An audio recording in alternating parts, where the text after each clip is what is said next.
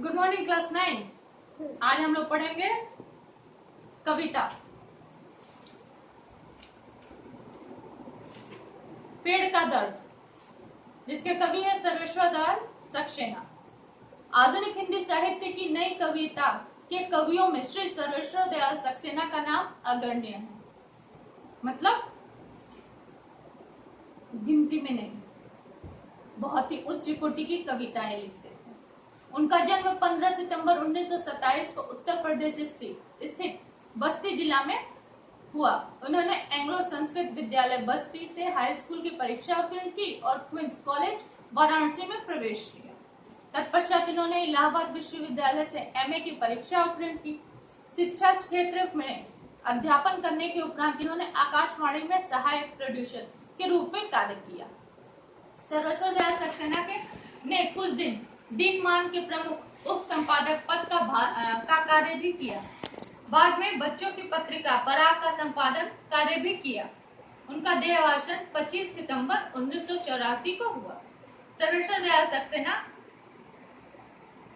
तीसरा तार सप्तक के कवि हैं। छायावाद के उपरांत इन्हें कविता के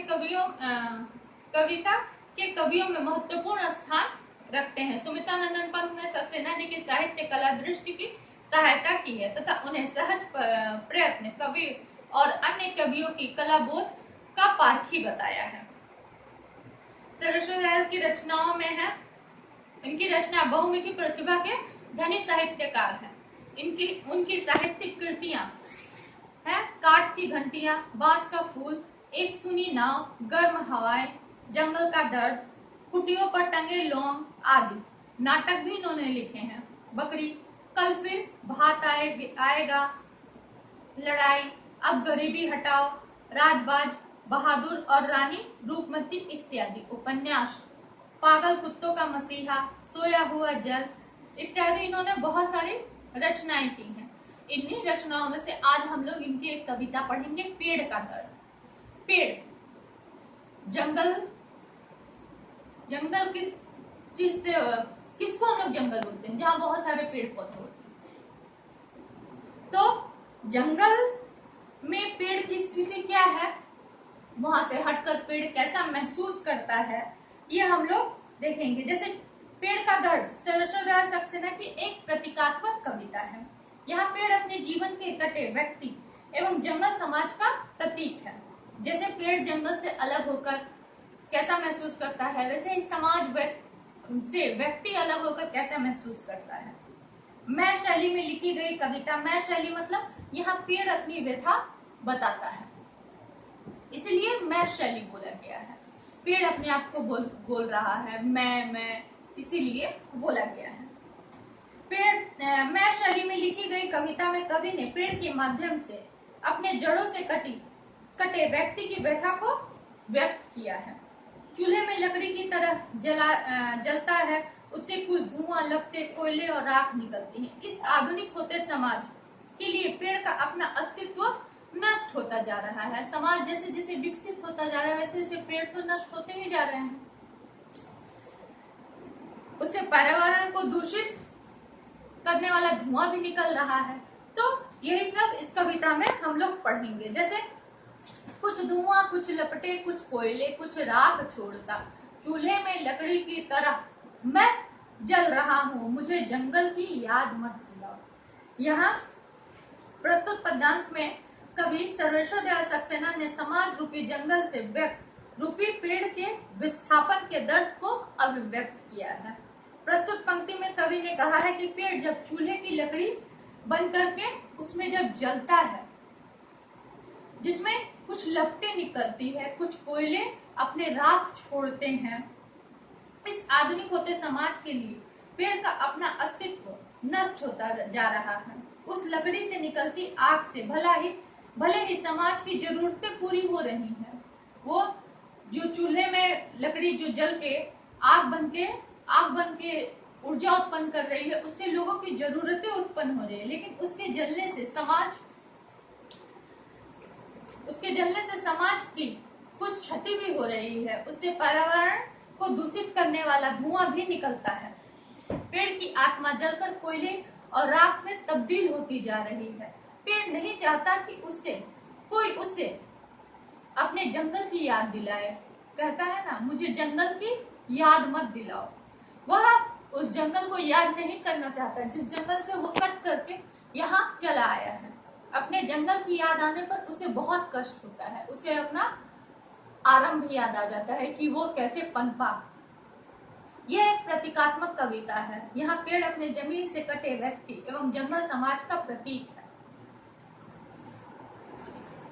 हरे भरे जंगल की जिसमें मैं संपूर्ण खड़ा था, चिड़िया मुझ पर बैठी चहचहाती थी, धामिन मुझसे लिपटी रहती थी और गुलदार उछलकर मुझ पर बैठ जाते थे।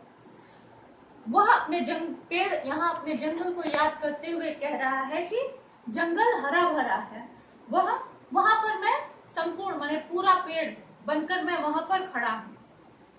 चिड़िया मुझ पर बैठती थी, चहचहाती थी। जंगल के अन्य प्राणियों के साथ उसका सहजीवन था। वह जंगल में जितने प्राणी थे उसके साथ वह सब प्राणी पेड़ के साथ जीते थे। उनकी डालियों पर बैठते थे। उनके तने से लिपटकर धामिन सांप को सुख मिलता था और थका मांदा गुलदार उसके ऊपर बैठकर सुस्ताता था। आधुनिकता के दौर में मदांध लोगों के लिए पक्षियों के कलरव का भले ही कोई महत्व नहीं हो। अभी लोग बहुत व्यस्त हैं। अपनी व्यस्तता की जिंदगी में उन्हें पक्षियों की आवाज, पक्षियों का चहचहाना भले ही न सुनाई देता हो। उन्हें धामिन और गुलदार भले ही हिंसक प्राणी लगते हो, लेकिन प्रकृति में उनका भी प्रयोजन है, उनका भी काम है। जीव जगत के संतुलन के लिए उनका जीवित रहना जरूरी है। इस प्रकार पेड़ को जंगल के अपने परिवेश में घुल मिलकर जीने का एक अलग ही आनंद होता है। जिस तरह जंगल में सब पशु पक्षी एक ही स्थान पे बैठना उठना, उन्हें एक साथ रहना अच्छा लगता है, आनंद मिलता है। इसका एक अलग ही सुख है, एक साथ प्रेम पूर्वक रहने का। जंगल की याद अब उन कुल्हाड़ियों की याद रह गई है जो मुझ पर चली थी, उन आरों की जिन्होंने मेरे टुकड़े टुकड़े किए थे, मेरी संपूर्णता मुझसे छीन ली थी। अब मुझे जंगल की याद मत दिलाओ। जंगल की याद अब मेरे लिए बस इतनी रह गई है कि मुझे बस वो कुल्हाड़ी याद आती है जो मुझ पर चले थे, जिन्होंने मुझे काट कर जंगल से अलग कर दिया था। एक और जंगल सूना होता गया, दूसरी ओर पेड़ को जंगल से काटकर उससे उसकी संपूर्णता छीन ली गई है। निष्प्राण लकड़ी बनने की प्रक्रिया में पेड़ को निर्मम कुल्हाड़े के वार झेलने पड़े। उस पर आरियों की तेज धार चली, उसके व्यक्तित्व को खंडित कर दिया गया। जंगल के नाम पर अब पेड़ की स्मृति में केवल उन कुल्हाड़ियों और आरियों की धार बसी हुई है और कुछ उसे जंगल का याद नहीं है। कवि ने एक ओर विकास के नाम पर जंगल के कटाव के दुष्परिणामों की ओर इशारा किया है और दूसरी ओर जंगल में पेड़ के महत्व को दर्शाया है। व्यक्ति अपनों के साथ जब अपने परिवेश में रहता है तो वह स्वयं के साथ अपने परिवेश का भी कल्याण करता है। चूल्हे में लकड़ी की तरह अब मैं जल रहा हूँ, बिना यह जाने कि जो हांडी चढ़ी है उसकी खुद ब खुद झूठी है या उससे किसी का पेट भरेगा, आत्मा तृप्त होगी। यहाँ पेड़ की लकड़ी कह रही है कि मुझे यह पता नहीं है कि यह जो मैं लकड़ी बनकर जो मैं जल रहा हूँ, यह जिस हांडी को मैं पका रहा हूँ उसके अंदर वह हांडी क्या ऐसे ही झूठ मूठ को रख दी गई है या वाकई उससे किसी की तृप्ति होगी, किसी का पेट भरेगा, यह मुझे पता नहीं।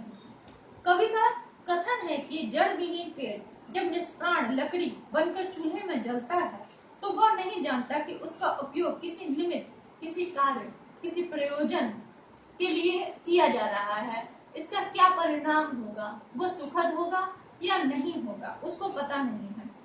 उसकी आँच की ऊर्जा व्यर्थ जाएगी या किसी के काम आएगी, किसी की आत्मा को तृप्त करेगी, या जो हांडी उस पर चढ़ी हुई है वो बेकार में झूठ मूठ यूं ही रख दी गई है, या फिर उससे किसी का पेट भरेगा, किसी की आत्मा की तृप्ति होगी। यह एक धोखा भी तो हो सकता है। तो यह पेड़ को पता नहीं है कि उसको काट करके लाया गया है तो उसका प्रयोजन क्या है। बिना यह जाने कि जो चेहरे मेरे सामने है वह मेरी आंच से तमतमा रहे हैं या गुस्से से, वे मुझे उठाकर चल पड़ेंगे या मुझ पर पानी डाल सो जाएंगे। जंगल की याद मुझे मत दिलाओ। प्रस्तुत पद्यांश में कवि कहते हैं कि लकड़ी बनकर जलता हुआ पेड़ नहीं जानता कि उसकी आंच की ऊर्जा देखकर किसी के चेहरे में नाराजगी आएगी या किसी को गुस्सा आएगा। कौन उसे लुकाठे की तरह अपने हाथों में उठाकर आंदोलन के लिए निकलेगा और कौन पानी डालकर उसकी आंच रूपी ऊर्जा को नष्ट कर देगा।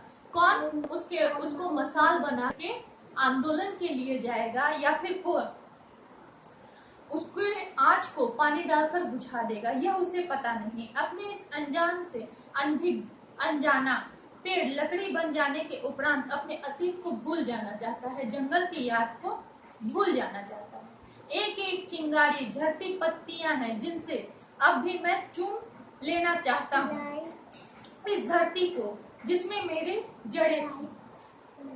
इसमें कवि कहते हैं कि लकड़ी में तब्दील पेड़ केवल इतना जानता है कि उसकी आंच से उठती हुई चिंगारियां पत्तियों की तरह हैं। उनसे वह इस धरती को चूमना चाहता है क्योंकि इसी धरती से कभी उसकी जड़ें जुड़ी हुई थी, कभी इसी धरती पर वह खड़ा था, इसीलिए वह अपनी आंच से इस धरती को चूमना चाहता है, प्रणाम करना चाहता है। तो ये आज हम लोगों ने पढ़ा पेड़ का दर्द। इसका भावार्थ आप लोग लिखिएगा। इसके अलावा मैंने आप लोगों को पढ़ाया था हिंसा परमो धर्म। इसका प्रश्न उत्तर मैं आप लोगों को लिख करके दे दूंगी, आप लोग इसको कॉपी में लिख लीजिएगा। बस आज के लिए इतना ही, धन्यवाद।